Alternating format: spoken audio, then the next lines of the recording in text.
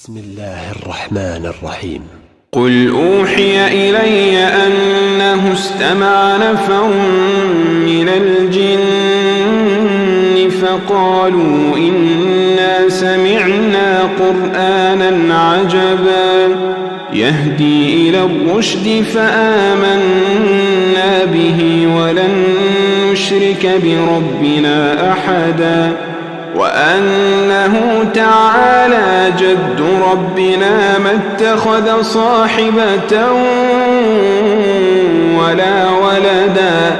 وأنه كان يقول سفيهنا على الله شططا وأنا ظننا أن لن تقول الإنس والجن على الله كذبا وأنه كان رجال من الإنس يعوذون برجال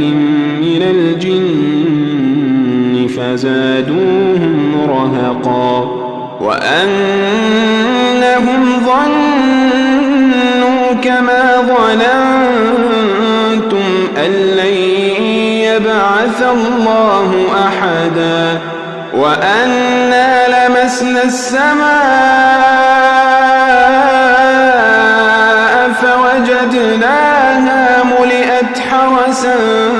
شديدا وشهبا وأنا كنا نقعد منها مقاعد للسمع فمن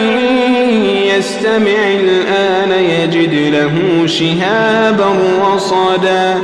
وأنا لا ندري أشر أريد بمن في الأرض أم أراد بهم ربهم